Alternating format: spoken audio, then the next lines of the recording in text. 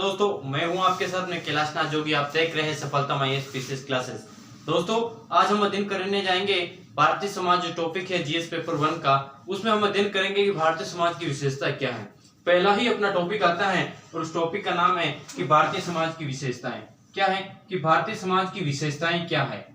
आपको समझने से पहले मैंने समाज के बारे में आपको बताया था कि भारतीय समाज के क्या फीचर्स हैं, क्या है भारतीय समाज की विशेषताएं। तो इसके बारे में आपको कम से कम इससे क्वेश्चन 10 नंबर के क्वेश्चन पूछे जाते हैं, उनके बारे में आपको कम से कम अच्छी नॉलेज होनी चाहिए। दोस्तों, पहले मैं आपको एक बार वापस रिवाइज करवाना चाहता हूं कि आखिरकार समाज है क्या। समाज एक या विभिन्न लोगों के या समुदाय के लोगों का समूह है, जो लोग क्या करते हैं, आपस में मूल्यों का, संस्कृति का, खान पान, रहन।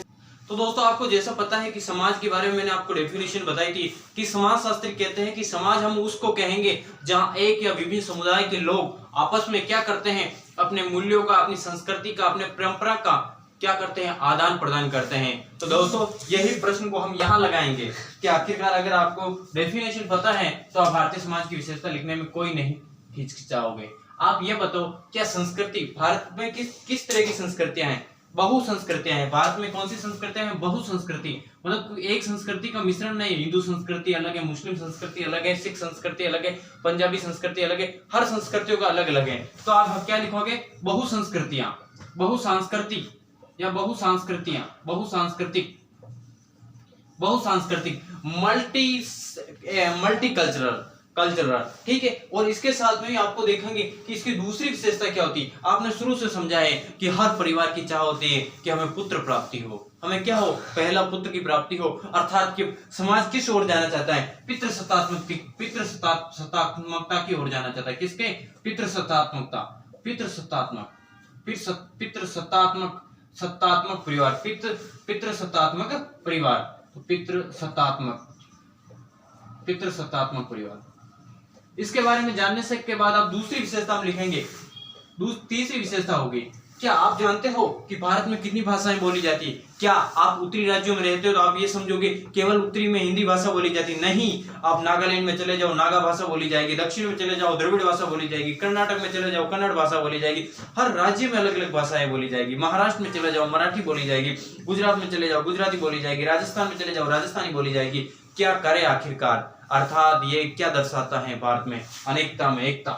तो दूसरा हम क्या लिखेंगे? बहुभाषाई। भाषा एक नहीं है, अनेक भाषाएं हैं। तो इसका भी दोस्तों आपको विशेष ध्यान रखना है। अपना भारत बहुभाषाई राष्ट्र है। दूसरा हम बताने जा रहे हैं, क्या भारत में खान पान, रहन सहन एक जैसा है? क्या नहीं। तो क्या है? अनेकता है। विविधता में एकता ही भारत की पहचान है। विविधता में एकता ही भारतीय सभ्यता की खूबसूरती है। महात्मा गांधी ने कहा था, बहुत ही अच्छा कोटेशन, याद रखना चाहिए आपको। तो चौथा हम क्या लिखेंगे दोस्तों? इसमें आपको ध्यान रखना चाहिए कि क्या ध्यान रखना चाहिए कि अनेकता में एकता या विविधता में एकता, अनेकता में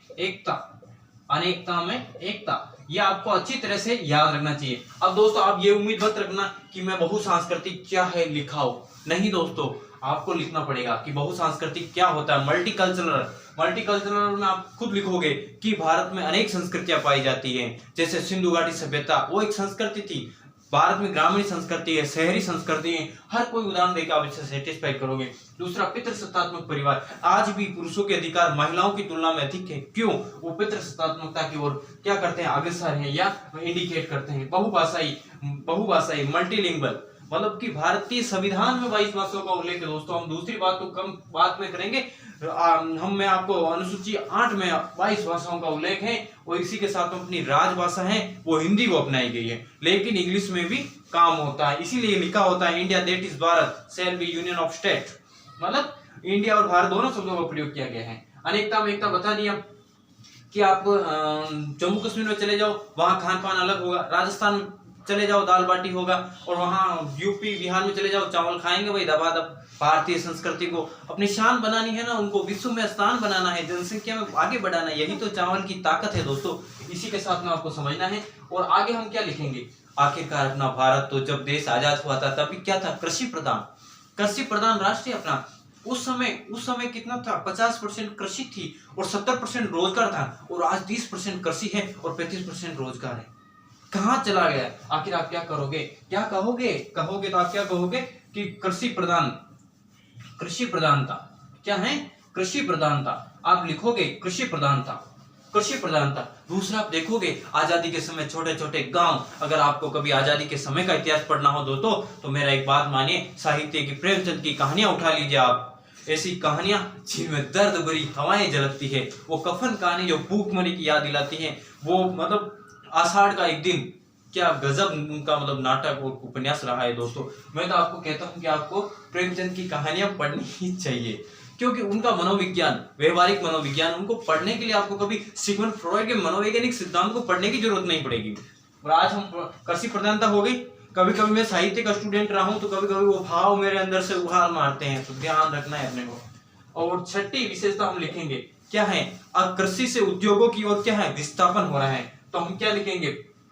उद्योगों की तरफ अग्रसर। हमारी जो है वो उद्योगों की तरफ क्या है? अग्रसर हो रही, उद्योगों की तरफ अग्रसर, उद्योगों की तरफ अग्रसर, या उद्योगों की तरफ अग्रसर भी लिख सकते हो, अग्रसरता या विकासशील उद्योगों का सामना, ये भी अग्रसर यहाँ लिख लो। इसमें आपको समझाना है कि देखो, इसमें आपको कैसे समझाएंगे, जैसे मैं आपको समझाना चाहता हूँ, जब अपना देश आजाद हुआ था 1947 में, उस समय अपने पास थे घरेलू कुटीर उद्योग थे, और कई उद्योग ऐसे थे जो अंग्रेजों द्वारा स्थापित किए गए थे। लेकिन आप ये जानना चाहोगे कि जैसे ही हमारे देश में आजादी होती है और प्रथम जो अपनी पंचवर्षीय योजना 1951 में लाई जाती है, वो कृषि प्रधान थी। कृषि के लिए कार्य किया गया, फिर गरीबी के लिए कार्य किया गया, फिर उद्योगों के लिए कार्य किया गया। इसीलिए हर पंचवर्षीय योजना का 5 ईयर प्लान का अलग अलग महत्व है दोस्तों।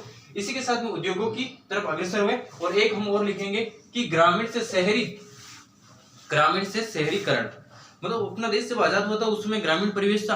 ग्रामीण परिवेश के बाद में दोस्तों मैं बताना चाहूंगा कि अपने देश की अधिकांश जनसंख्या, आज आपको बताना चाहूंगा कि लगभग 60 से 70% जनसंख्या है वो कहाँ निवास करती है? वो निवास कर रही है शहरों में। आज हम शहरों की जब बात करते हैं दोस्तों तो अक्सर मेरा रुझान देता है कि करंट से रिलेटेड करना। और देखो, शहरों की समस्या गांवों की समस्याएं बनती जा रही। आखिरकार क्यों गांवों में प्रदूषण का लेवल बढ़ रहा है? शहरों में तो बढ़ा हुआ है भाई, मतलब सांस भी लेनी हो तो खरीद के लेनी पड़ सकती है, ऐसी स्थितियां उत्पन्न हो सकती है। आपको हर तरह से, मतलब आप देख रहे हो सर क्या पढ़ा रहे हो, कभी कभी साहित्य, कभी एनवायरमेंट घुसा रहे हो दोस्तों, यही यूपीएससी का अप्रोच है। आप समाज पढ़ रहे हो, समाज के हर पहलू को टच करना चाहिए, तभी आप एक अच्छा मतलब बने हुए कॉम्पिटिटर। आपको पता है 10 लाख लोग प्रीलिम्स देंगे, 5 लाख लोग पास नहीं बैठेंगे, नहीं 5 लोग पास करेंगे। अरे यार कैसे संभव है? हर चीज के लिए लड़ना पड़ेगा आपको, एक क्वेश्चन के लिए लड़ना पड़ेगा। इसीलिए आपको क्या है? क्लैरिटी होनी चाहिए। दूसरा आप क्या लिखोगे? शहरीकरण से वहां हो गया। और इसके बाद में ये विशेषताएं आपको उतारना। एक मैं और लिखना चाहूंगा, आदिवासी समाज। आज भी भारत में कई ऐसी जनजातियां हैं जो जंगलों में निवास करती है, जो गाँवों में निवास करती है, मतलब आदिवासी समाज। आदिवासी समाज क्या है? आदिवासी समाज। दोस्तों आदिवासी समाज किसे कहेंगे? वह समाज जो आज भी क्या है? गांव में रहते हैं, जंगलों में रहते हैं, जो विकास की पहुंच से दूर हैं। आखिरकार सतत विकास, दायनीय विकास जैसी, समावेशी विकास जैसी अवधारणाएं उत्पन्न हो रही हैं। क्या आज भी भारत गरीब है? भारत गरीब नहीं है दोस्तों, भारत को बनाया गया है गरीब। भारत अगर गरीब होता तो सोने की चिड़िया नहीं कहलाता। आज भी भारत में, आपको मैं बताना चाहूंगा, मैं थोड़ा सा इंडियन सोसाइटी से रिलेट करूंगा। इंडियन डायस्पोरा, आपको बात डिप्लोमेसी, मतलब मैं आपको बताना चाहूंगा इंडियन डायस्पोरा मतलब भारतीय प्रसार। आखिरकार भारतीय प्रसार क्यों हो रहा है, इस पर आपको चर्चा करनी चाहिए। क्या भारतीय प्रसार अपने देश के लिए सुरक्षा है, या सुरक्षित है, या अच्छा है, या बेनिफिट है? दोस्तों भारतीय प्रसार तो होना है, लेकिन एक बात ध्यान रखना, क्योंकि भारतीय प्रसार केवल इसके लाभ कम है, इसकी हानियां अधिक हैं। जहां आज भारतीय बंदा, भारतीय युवा अच्छे ट्रेंड होकर विदेशों में जाके कमा रहा है। आज गूगल का सीईओ कौन है? सुंदर पिचाई भारतीय हैं। आज हर चीज में भारतीय हैं, आपको दिखाई दे रहे हैं। अच्छी अच्छी टेक्नोलॉजी में भारतीय है। अगर वही टेक्नोलॉजी आज इंडिया में डेवलप हो, इंडिया में हजारों की तुलना में क्या मिलेगा? रोजगार मिलेगा। आज इंडिया का इंडस्ट्रियल लेवल बढ़ेगा। कहीं ना कहीं इसके उपयोग बहुत अच्छे हैं दोस्तों। आपको इंडियन डायस्पोरा पे भी मैं क्लास लेके आऊंगा, लेकिन आपको ध्यान रखना है कि मेरे हर लेक्चर को आपको अच्छे से अच्छे समझना, तभी आप समझ सकते हो। आदिवासी समाज हो गया। मल्टी एथेनिसिटी, अगली विशेषता आती है मल्टी एथेनिसिटी। इसको हम कहते हैं कि मतलब मल्टी, बहुजातीयता। भाई साहब जातिवाद भारत में बहुत हैं, पर हम क्या कहेंगे? बहुजातीयता, मल्टी कास्टिनिज्म कहेंगे इसे, बहुजातीयता। और मैंने जो पहले शब्द कहा था ना, उसको आप थोड़ा ध्यान रखने का, मल्टी जातीयता, ठीक है, ये आप ध्यान रखना। और मल्टी एथेनिसिटी का अर्थ होता है कि बहुनस्लीयता। भारत में उत्तर में आर्यन पाए जाएंगे, दक्षिण में द्रविडियन पाए जाएंगे। तो इसका भी आपको ध्यान रखना। मल्टी एथनिसिटी या बहुनस्लीयता, बहुनस्लीयता, ठीक है, बहुनस्लीयता। बहुत सारों का कमेंट आ रहा है, सर आप तो लिखवा नहीं रहे हो तो मैं क्या लिखवा रहा हूँ। दोस्तों ध्यान रखो, मैं पढ़ा रहा हूँ, उसको समझना है। यूपीएससी के एस्पिरेंट हो, पीसीएस के एस्पिरेंट हो, प्रशासनिक अधिकारी बनने जा रहे हो, आपको पता होना चाहिए कि क्या पढ़ना और क्या नहीं पढ़ना। तो भारतीय समाज की विशेषताओं में हमने कितनी, लगभग 6 होगी, 8 विशेषता लिखे। और 10 नंबर का अगर क्वेश्चन आता है तो बहुत है, बहुत है।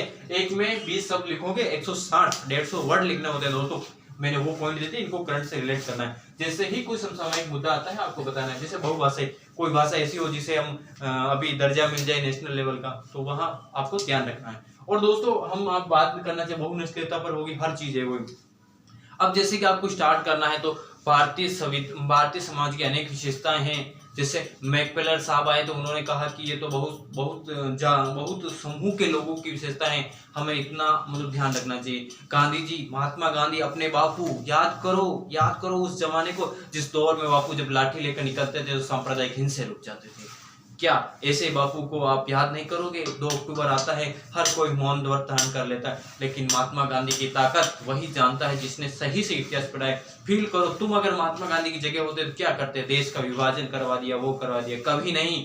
महात्मा गांधी ने जो किया, उनका हमेशा प्रण रहा है कि हिंसा नहीं हो, अहिंसा के मार्ग पर चलने वाले वो महात्मा गांधी, जिनको सभी दुनिया आज बापू के नाम से जानती है। दोस्तों उन्होंने कहा कि विविधता में अनेकता, विविधता में एकता, अनेकता में एकता, ये सारी क्या है? भारतीय समाज की विशेषताएं हैं दोस्तों। इसी कोटेशन के साथ में आपको स्टार्ट करना है। ठीक है दोस्तों, आज के लिए इतना ही काफी। धन्यवाद।